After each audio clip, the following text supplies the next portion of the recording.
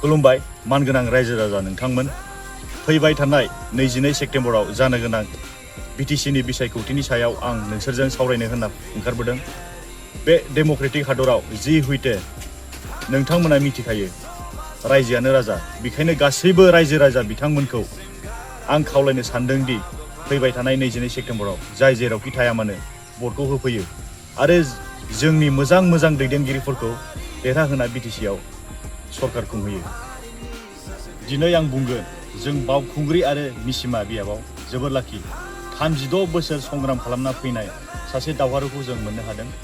बिथांनि हारियाव होनाय अबदान आरो एस ए प्रफेसर बेंटल कलेजनि जोंनि समाजाव मावनाय खामानि बेखौ नायनानै जों बुजियोदि बिथाङा सासे मोजां मानसि। गिबियाव आं साबायखर बावहरो इउपिपिएलनि प्रेसिडेन्ट श्रीजुत प्रमद बर' सारनिसिम जोंनि हारिनि समाजनि सासे जोबोर मोजां बिगथि दावहारु रनजित सारखौ जोंनि मोन्नैबो समस्थियाव बावखुंग्रि आरो मिसिमा मोन्नैयावबो गेलेहोनायनि थाखाय आरो रनजित सारनिसिमबो गनायना लानायनि थाखाय रोजा रोजा साबायखर बावहरो। दिनै आं रायजोफोरनो फोरमायनो लुबैदों मानो थाखाय जों रनजित सारनो आरो इउपिपिएलनो भट होनांगौ।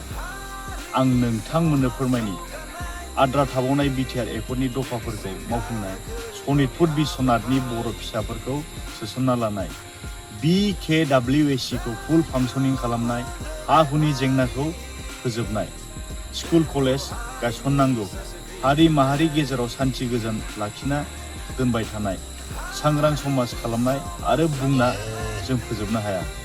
रनजित सारनि बाथ्राखौ बुङोब्लाथ' बिथाङाबो बिटिआर एकर्डनि सासे मैखोम दायित्व सुबुं। जोंनि बिटिसिनि फ्राय हा हुनि जेंनाखौ फोजोबना लेखा गथायबाय।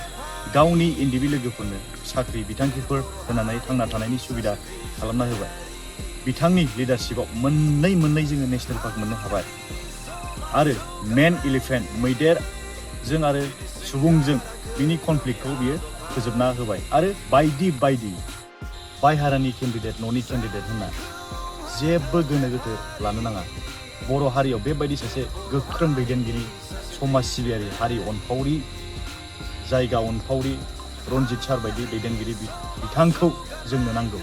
बेखायनो गासैबो रायजो राजा बिथांमोनखौ हारि जाथि धोरोम बासियालासे फैगौ 22 सेप्तेम्बराव ट्रेक्टरनि सावगारियाव भट थुनानै रनजित सारखौ देरहाहोयो बेखौ आं खर' गंग्लायो आसा खालामबाय।